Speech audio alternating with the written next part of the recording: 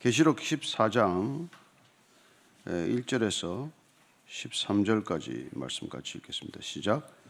또 내가 보니 보라, 어린 양이 시온산에 섰고 그와 함께 14만 4천이 서 있는데 그들의 이마에는 어린 양의 이름과 그 아버지의 이름을 쓴 것이 있더라. 내가 하늘에서 나는 소리를 들으니 많은 물소리와도 같고 큰 우레소리와도 같은데 내가 들은 소리는 검은 고 타는 자들이 그 검은 고를 타는 것 같더라.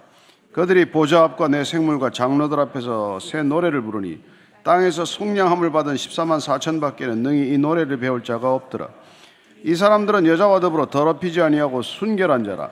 어린 양이 어디로 인도하든지 따라가는 자며 사람 가운데서 속량함을 받아 처음 익은 열매로 하나님과 어린 양에게 속한 자들이니 그 일에 거짓말이 없고 흠이 없는 자들이라. 또 보니 다른 천사가 공중에 날아가는데 땅에 거주하는 자들 곧 모든 민족과 종족과 방언과 백성에게 전할 영원한 복음을 가졌더라. 그가 큰 음성으로 이르되 하나님을 두려워하며 그에게 영광을 돌리라. 이는 그의 심판의 시간이 이르렀음이니 하늘과 땅과 바다의 물들의 근원을 만드신 이를 경배하라 하더라.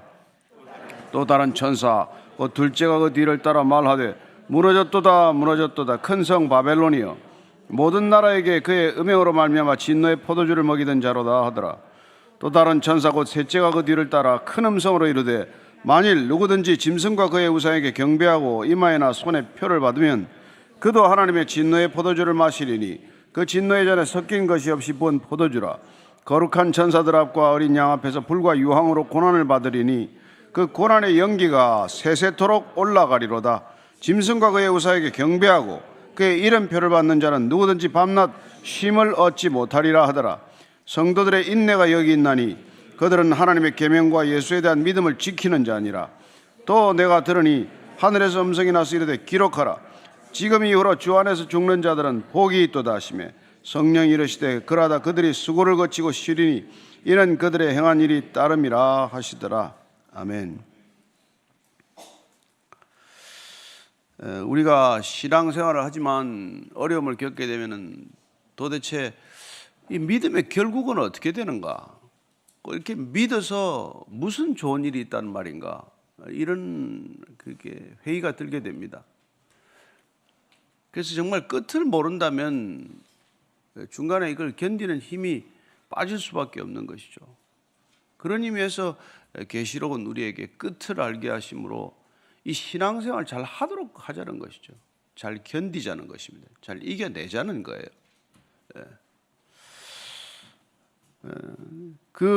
이 땅에서 믿음을 그렇게 지키고 죽어갔던 사람들, 이 지금 이렇게 우리가 계속 염두에 둬야 할 것은 이 박해 시대란 말이죠. 엄청난 박해 시대였어요. 그냥 사람을 기름에 담가서 횃불로 태우는 게 상상이나 됩니까? 광화문 바닥에 그런 일이라도 한번 생각을 해보십시오. 그 끔찍한 세상이란 말이죠. 제가 옛날에 80년도 사북 사태 때 사북 탄광에 취재하러 들어갔는데 그 사람들이 그냥 완전히 정신을 잃어버리니까 사람을 발가벗겨서 말이죠. 장대다 달아놓고 말이죠. 폭행을 가하고. 그 증오심이란 게 이루 말할 수 없어요. 탄광에 내려가서 석탄 캐는 사람들이 그 행정직 사무직들이 말이에요. 낮에 자기들이 그 피말리듯이 탄을 캐는데 테니스 코트 만들어놓고 테니스 친다고 말이죠. 그 집에 가서 그냥 모든 걸 다 깨부셔버리고 테니스 코트를 다 파엎어버리고 네트를 갈기갈기 찢어놓고 인간이 그런 끔찍한 일을 저지른단 말이에요. 여러분, 이 날마다 사람이 죽어가는 상황에 신앙을 지킨다는 게 무슨 의미가 있겠어요? 어떻게 신앙을 지킵니까? 지킬 때 그 드는 갈등이 이해가 되지 않아요? 이걸 지금 보게 하는 거예요. 사도 요한이 반모습에 무슨 죄를 지어서 유배온 것도 아니고 오직 그리스도를 주라고 고백하는 일 때문에 이런 고난을 겪는단 말이죠. 황제를 주라고 말했으면 살 텐데 황제를 주라고 말하고 그냥 길드에 들어가서 장사해 먹고 살고 그냥 하루하루 편하게 살 수 있는데 무엇 때문에 이런 고난을 겪냐는 말이죠. 여러분, 그 이유가 분명하지 않으면 앞으로 다가올 어떤 어려움이 어떻게 견디겠어요? 쉽게 타협하고 말죠. 근데 그분들이 다 신앙을 지켜서 어떻게 됐나 이걸 오늘 보게 하는 거란 말이죠. 그래서 1절, 2절, 3절이에요. 시작. 또 내가 보니 보라 어린 양이 시온산에 섰고 그와 함께 14만 4천이 있었는데 그들의 이마에는 어린 양의 이름과 그 아버지의 이름을 쓴 것이 있더라. 잠깐 여기서 보니까 14만 4천이 어디 서 있냐니까 시온산에 섰다고 되어 있어요. 시온산에. 근데 원래 이 14만 4천이 처음 등장했던 7장 4절을 다시 한번 읽어보겠습니다. 시작. 내가 인침을 받은 자의 수를 들으니 이스라엘 자손의 각 지파 중에서 인침을 받은 자들이 14만 4천이다. 비록 상징적인 숫자긴 하지만 그 많은 사람들이 머리에 인을 받았다. 누구의 속된 자라는 걸 분명히 했기 때문에 지금 그 사람들이 죽었는데 가보니까 거기에도 그들의 이마에는 이름이 있는 거예요. 그 이름이 남아있는 거예요. 물론 상징적인 표현이지만 이 땅에서 인을 받아야 그 인을 가지고 가서 거기 가면 그 인이 사라진 거예요. 그 인이 그대로 있는 거예요. 우리가 뭐 나중에 죽고 나서 가서 예수님을 봐야 알겠지만 예수님의 상흔이 아직도 있다. 그런 얘기를 들어요.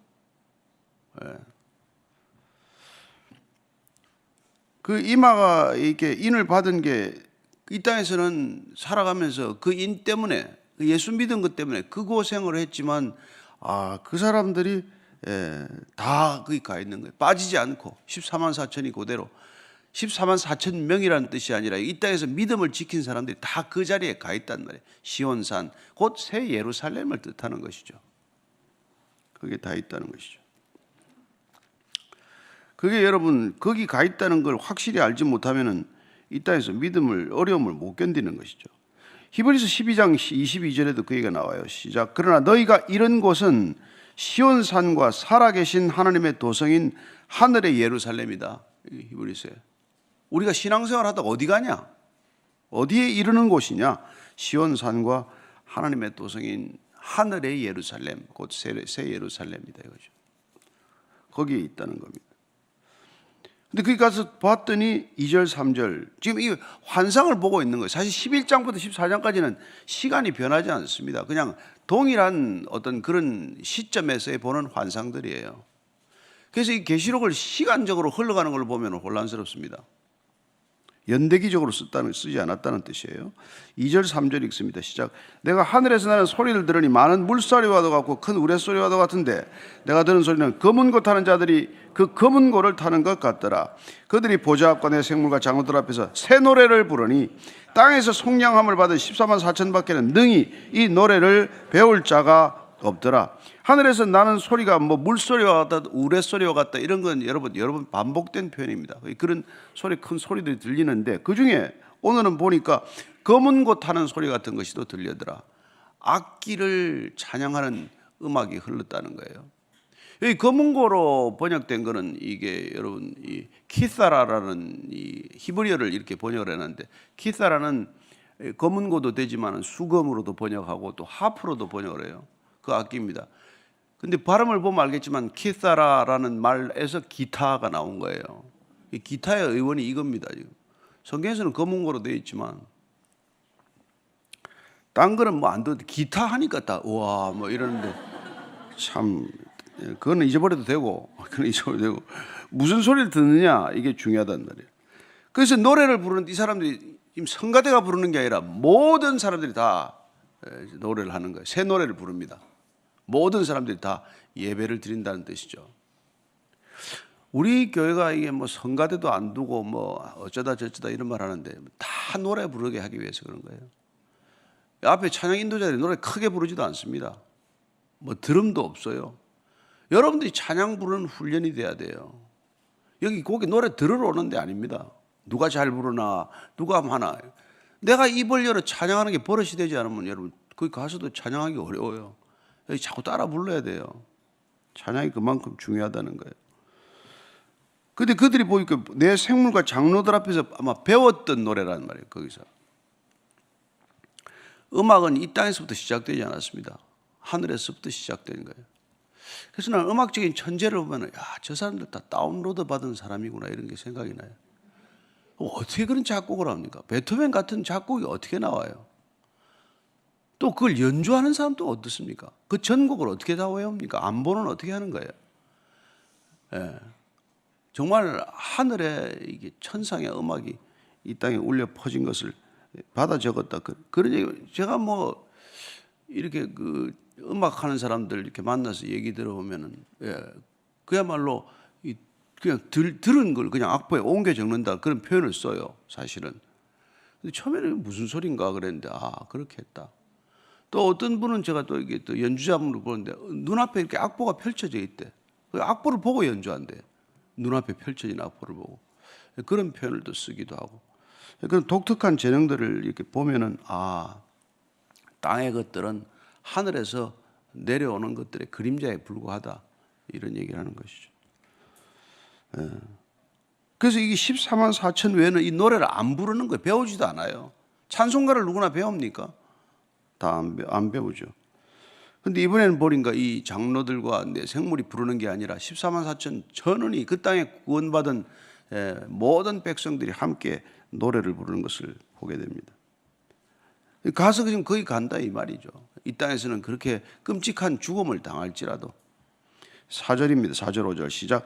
이 사람들은 여자와 더불어 더럽히지 아니하고 순결한 자라 어린 양이 어디로 인도하든지 따라가는 자며 사람 가운데서 속량함을 받아 처음 익은 열매로 하나님과 어린 양에게 속한 자들이니 그 입에 거짓말이 없고 흠이 없는 자들이라. 14만 4천이 어떤 자들인지를 다시 한번 이렇게 설명해 주는 것이죠. 이런 분들이 거기 있더라. 보니까 첫째는 여자와 더불어 더럽히지 아니하고 부부 생활을 안 했다는 그런 뜻이 아니라 음란했던 사람들이라는 말이죠. 예. 영적 간음을 일삼았던 사람들이라 이 뜻입니다. 예. 이 여자와 더불어 이 얼마나 그 당시에 타락했습니까? 모든 백성들이 그야말로 영적 간음을 일삼아 실제적인 간음을 일삼았는데 그 실제적인 간음은 영적인 간음에서부터 비롯되는 거예요. 사람이 정신이 무너지지 않고 육체가 그렇게 타락할 수 있습니까? 정신이 썩어 빠지지 않고 그렇게 밤 생활을 문란하게 할 수 있냐는 말이죠. 예. 예레미야서 3장 6절을 보면 그 당시 이렇게 되어 있습니다. 시작. 요시야 왕 때 여호와께서 내게 이르시되 너는 배역한 이스라엘이 행한 바를 보았느냐? 그가 모든 높은 산에 오르며 모든 푸른 나무 아래로 가서 거기서 행음하였도다. 예. 거기 바알 산당에 가서 다 그렇게 그냥 그 우상 숭배에 빠져 있었다는 거예요. 그걸 영적 간음을 이렇게 표현하지 않습니까? 그래서 호세아가 오죽하면 호세아들은 너 그 행음하는 여자 창녀 데리고 결혼 한번 해봐라 그랬겠어요. 예? 그래서 애를 낳아보면 그게 이름을 그렇게 짓지 않습니까? 뭐 로루하마니 무슨 뭐 로암미니 이런 이름을 왜 짓냐는 말이에요. 그 하나님이 영적 간음을 일삼고 우상 숭배를 일삼는 내 백성들의 그 아픔을 한번 겪어봐라는 거란 말이에요. 그래서 첫째는 순결해야 된다는 말이에요. 어린 양이 어디로 인도하든지 따라가는 자. 예수님이 나를 따르라 했기 때문에 그냥 따라가는 사람이에요. 그 다음에 처음 익은 열매로 하나님과 어린 양에게 속한 자들. 속량함을 받아서 하나님께서 값주어 샀다는 것을 믿음으로 받아들이고 그리고 하나님께 속한 자로 신분이 바뀐 자들. 이 땅에서는 거짓 마귀 아비의 자녀로 태어났지만 그러나 거듭남으로서 신분이 바뀐 자들 거기가 있죠. 그 다음에 그 입에 거짓말이 없고 흠이 없는 자들.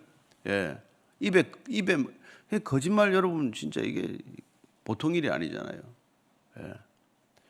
처음에는 우리가 거짓말하는 거 아무 그 죄책감이 없다가 사실 우리가 예수 믿기 시작하고 성령이 내 안에 거하시면은 빛이 조도가 점점 강해지면 마치 모든 것들이 더 밝게 드러나듯이 내 안에 성령의 강한 조응이 있으면 조명이 있을수록 죄식이 더 괴로워지는 거죠.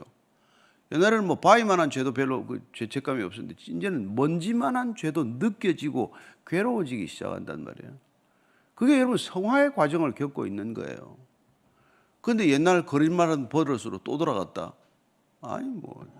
갈 수가 없죠. 그래서 이 사도 바울이 자기가 복음을 전하고 사람들을 전도해서 주께로 인도하는 걸 신부를 신랑에게 소개하는 것으로 비유하는 거예요. 거룩한 신부를, 그러니까 교회를 거룩한 신부라고 부르는 이유란 말이에요. 거룩한 신부를 예수님과 결혼시키게 하기 위해서 전도자의 삶을 사는 거죠. 고린도후서 11장 2절 말씀이에요. 자, 같이 읽습니다. 시작. 내가 하나님의 열심으로 너희를 위하여 열심을 내노니 내가 너희를 정결한 처녀로 한 남편인 그리스도께 드리려고 중매함이로다. 왜 복음을 그렇게 목숨 걸고 전합니까? 성결한 신부를 신랑인 그리스도께로 인도하기 위해서 그런단 말이에요. 이런 표현을 쓴 거죠.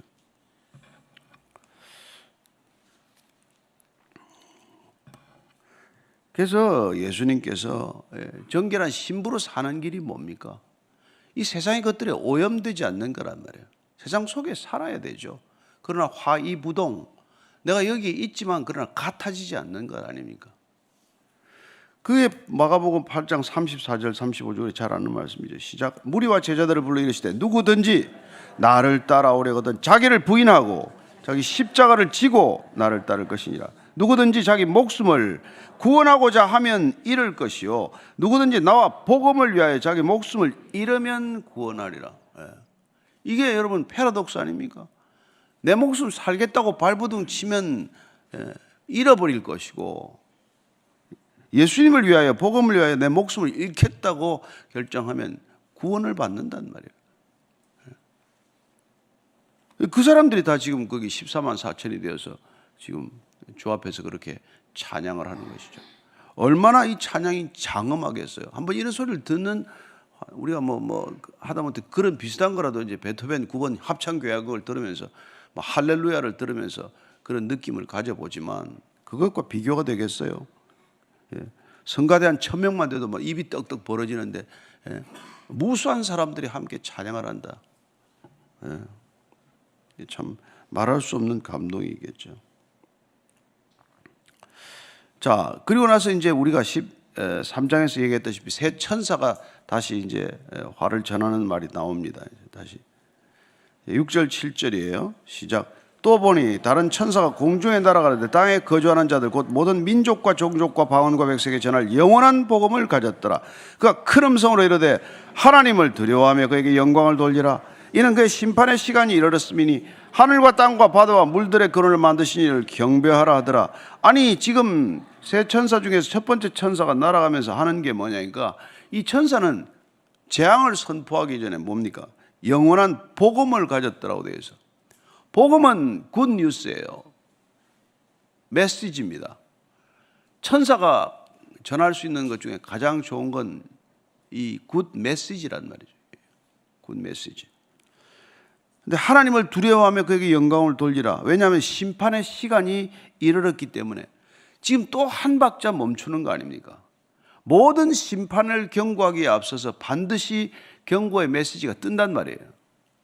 마치 배터리가 깜빡깜빡하면 충전하라, 가습기 물이 떨어지면 물을 보충하라, 그런 게 뜨듯이 말이죠. 지금 하나님을 경배하라, 돌이키라, 회개하라, 이 얘기를 하는 것이죠. 그래서 여러분들 심판 전에는 반드시 경고의 이 메시지가 계속 반복적으로 주어지는 것이죠. 믿는 자들은 어떻게 되고 안 믿는 자들은 어떻게 되고, 이 얘기를 끊임없이 하는 거란 말이죠.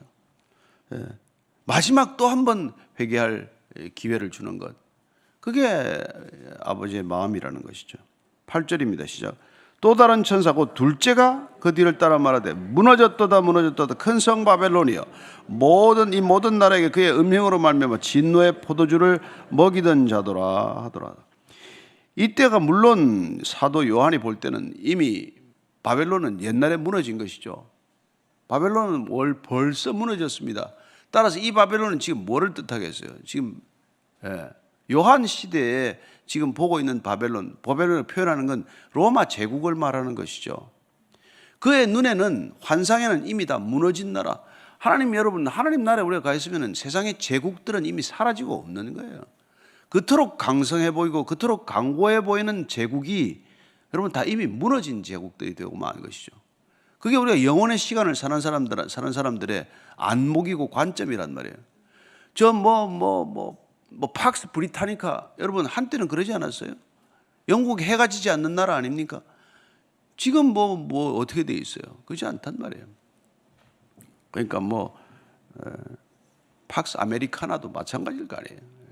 저 나라가 저렇게 늘 있는 게 아니란 말이에요. 그게 무너졌도다. 그래서 이 바벨론이 무너졌다는 걸 갖다가 앞으로 보면은 이 이유를 갖다가 이렇게 말합니다. 계시록 17장 2절 한번 먼저 보고 가겠습니다. 시작. 땅의 임금들도 그와 더불어 음행하였고 땅에 사는 자들도 그 음행의 포도주에 취하였다. 땅의 임금들, 권력자들 그와 더불어 음행하였을 뿐만 아니라 땅의 모든 사는 사람들을 음행의 포도주에 취하게 했다고 이렇게 되어 있어요. 음행의 포도주. 음란으로 취하게 했다는 것이죠. 예. 그게 참 얼마나 이게 저걸 했으면은, 그래서 이게 또 이 예레미야서를 보면은 바벨론이 무슨 짓을 했는지 이렇게 돼요. 바벨론은 왜 멸망받았냐? 바벨론 제국이 왜 멸망당했냐? 왜 애굽이든 무슨 메데 바삭은 아수르건 바벨론이건 제국이라고 칭하는 것들이 왜 망합니까? 51장 7절입니다. 시작. 바벨론은 여호와의 손에 잡혀 있어 온 세계가 취하게 하는 금잔이라. 문 민족이 포도주를 마심으로 미쳤도다. 문 민족을 포도주를 마셔서 미치게 했다. 문 백성들을 음란케 해서 그들을 다 하나님의 백성을 사탄의 종으로 만들어 놨다는 거예요. 여러분, 음란이나 이런 거는 정말 마약과나 마찬가지예요. 나라가 망하는데 꼭 마약으로만 망하는 게 아닙니다. 아편 전쟁으로만 중국이 망한 게 아니에요. 미국이 지금 무슨 펜타닐로만 망하는 게 아니란 말이죠. 모든 게 다 음란한 가운데 있어요.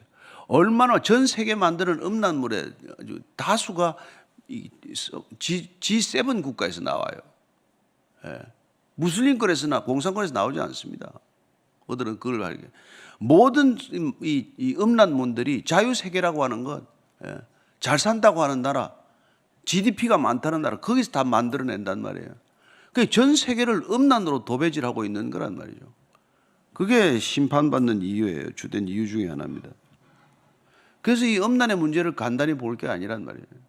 이 디지털이 나오면 뭐합니까? 인터넷 처음 나오면 뭐가 제일 나옵니까? 고속도로 깔면 무슨 말이 엉뚱한 게 먼저 가듯이 말이죠. 꼭 그런 문명의 이익이 나오면 가장 먼저 달려가는 게 음란한 컨텐츠들이 제일 먼저 도배를 한단 말이에요. 그러니까 애들이 지금 이게 정신이 황폐해. 다 미쳤다는 말이 이렇게 나오는 거예요. 미치게 만들어 놓은 거예요. 사람을 볼 때 여러분 그런 걸 자꾸 보면 사람이 사람으로 보이겠습니까?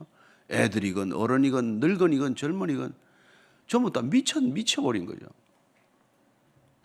그러니까 그래서 이게 나중에 이게 바벨론을 큰 음녀라고 표현하는 이유예요. 제국이 뭐냐? 그 큰 나라가 마치 음란한 여인이 그냥 타고 눌러 앉아 있는 거랑 마찬가지예요. 오물을 뿌려대는 거랑 마찬가지. 온 세상에다가 음란이라는 오물을 뿌려댄단 말이죠.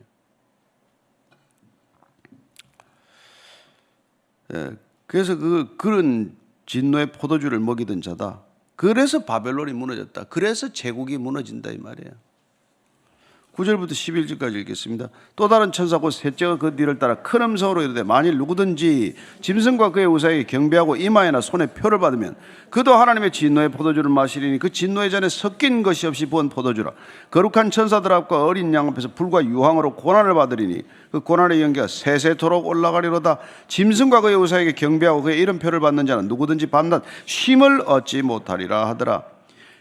그렇게 이렇게 우상에게 경배하게 하고 영적 간음과 육신의 간음, 실제적인 간음을 일삼는 자들, 짐승의 표 받은 자들, 그들은 반드시 하나님의 진노의 포도주를 받게 되는데 섞인 것이 없는 포도주래.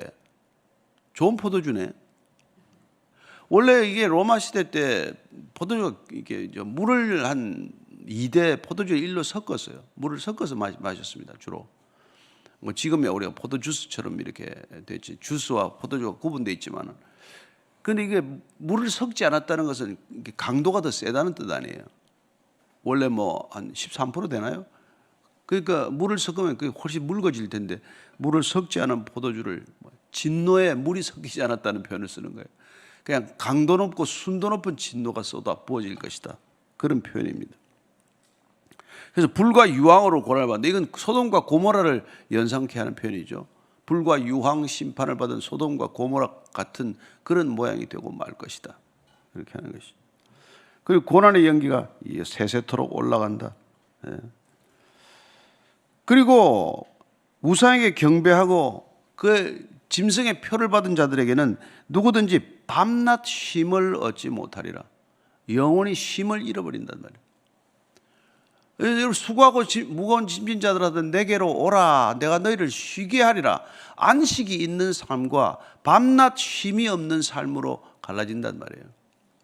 그러니까 여러분들이 밤낮 쉼이 없으면 내가 사탄의 짐승의 표를 받고 살고 있구나. 그걸 알아야 되는 거죠. 안식이 없다. 예. 월화수목 금금금으로 일한다. 그게 무슨 탁월해서가 아니에요. 그게 짐승의 표를 받은 증거란 말이에요. 왜 하루를 뚝 잘라서 하나님만 생각하는 안식일을 정했겠어요? 내버려 두면 다 워크홀릭 때가 죽으니까, 일에 미쳐 죽거나 우상에 미쳐 죽거나 죽으니까 그러는 거란 말이에요. 살리려고. 그래서 여러분 출애굽한 백성들에게 처음에 데리고 나와서 안식일을 가리키기 위해서 끔찍한 조치를 내려요. 안식일 날 만나를 거두면 돌로 쳐 죽이라고 되어 있어요. 저렇게 무식한 소리를 왜 썼냐 그럴지 모르겠지만 그렇게 강하게 안식을 지키도록 일의 단락을 끊어주는 훈련을 시켰단 말이에요. 일은 쉬어야 한다. 일주일 내 일하고 사는 존재가 아니다. 인간은 일만 하고 사는 존재가 아니다. 하나님을 경배하고 사는 존재다. 그게 신앙이에요. 그런데 이게 이런 표를 짐승의 표를 받으면 밤낮 쉬지 못한대. 밤낮 쉼을 얻지 못한대. 근데 성도들은 어떻습니까? 12절입니다. 시작. 성도들의 인내가 여기 있나니 그들은 하나님의 계명과 예수에 대한 믿음을 지키는 자들이에요. 성도들은 인내하고 하나님의 계명과 믿음을 지키는 자라는 말이에요. 그래서 여러분들 십계명 외우기만 하면 안 됩니다. 십계명 외워야죠. 안식일을 지키라. 하나님의 이름을 망령되이 일컫지 말아라. 부모를 공경하라. 그다음에 이런 것들 다 지키라고 있는 거지 그냥 있는 게 아니란 말이에요. 그 주님께서 그렇게 짐승의 표를 받는 자들을 끔찍하기 때문에 정말 마가복음 9장 43절 이런 얘기를 하시는 거죠. 시작. 만일 내 손이 너를 범죄하게 하거든 찍어버리라. 장애인으로 영생에 들어가는 것이 두 손을 가지고 지옥곧 꺼지지 않는 불에 들어가는 것보다 나으니라. 발이 범죄하거든 찍어버리라. 너는 저는 다리로 영생에 들어가는 것이 두 발 가지고 꺼지지 않는 불에 들어가는 것보다 낫다. 눈이 너를 범죄하거든 빼버리라. 한 눈으로 하나님 나라에 들어가는 것이 두 눈 가지고 지옥에 들어가는 것보다 낫다. 이런 얘기를 하신단 말이에요. 여러분 예수님이 이런 얘기 뭐 이렇게 강한 얘기 이런 얘기예요. 목사가 이런 설교하면 그 교회 아무도 안 나옵니다, 여러분. 그렇지 않아요? 여러분 이게 예수님께서 이게 그냥 한 얘기 같습니까? 사지가 다 없더라도 여러분 하나님 나라에 들어가는 게 꺼지지 않는 고통 속으로 들어가는 것보다 낫다. 그 비교가 안 된단 말이에요. 그걸 몰라서 지금 이렇게 사는 거예요. 그걸 몰라서 지금 이렇게 지금 거친 세상을 만들어 놓는 거 아닙니까? 그걸 몰라서 예수님께서 내 손에 십자가에 못 박는 자들 용서하잖아요. 그걸 모르고 돌로 쳐 죽이고자 달려드는 사람을 스데반은 용서하지 않습니까? 그걸 몰라서 창을 들고 와서 찌르고자 하는 사람들을 짐 엘리어트가 와우다니 족속들을 용서한 거란 말이에요. 그 5명의 선교사들이 총 가지고 있었어요. 총 안 쏘고 다 창에 찔려 죽었습니다. 그런 어리석은 선택이 어디 있어요? 총을 가지고 내 몸에 창을 찌르는데 왜 죽습니까? 그러나 그 결과로 지금 와우다니 족속은 60%가 서로 간에 살해하고 존속 살해하는 그 부족이 40%가 그리스도인이 되어 있어요. 그게 어리석다고 말할 수 있습니까? 그래서 이런 걸 읽게 하는 거란 말이죠. 그래서 회개하라고 하는 거란 말이죠. 저는 이 시대도 동일합니다. 아무것도 모르고 아무것도 안 보이기 때문에 그냥 죽는지도 모르고 저렇게 살아가는 사람들이 이 세상 전부예요. 대다수가.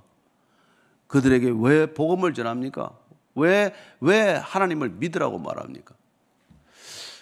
우리부터 잘 먼저 믿어야 돼. 우리가 안 믿기 때문에 안전하는 거예요. 솔직한 말로. 이게 좋은 걸 몰라서 안전하는 겁니다. 예? 그렇지 않아요? 그래서 여러분들이 이걸 진실로 믿어야 돼요. 예. 목사들이 안 믿으니까 성추행을 하죠. 안 믿으니까 싸우죠. 깨지죠.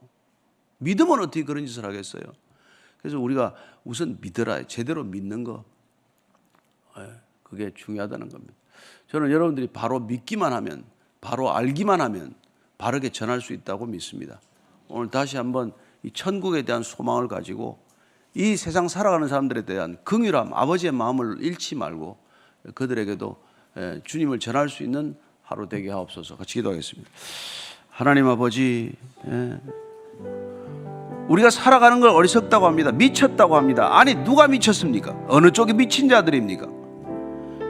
그러나 주님, 저들에게 대한 분노가 아니라 저들에게 대한 긍휼한 마음을 가지고 그래서 기도하고 또 그들에게 다가가고 또 그들에게 복음을 전하고 그렇게 살아가는 교회가 되게 하여 주옵소서.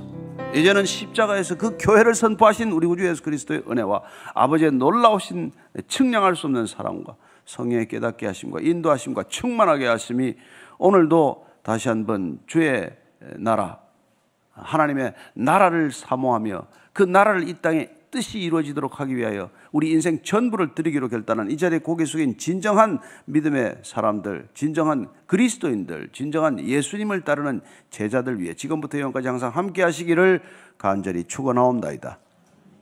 아멘.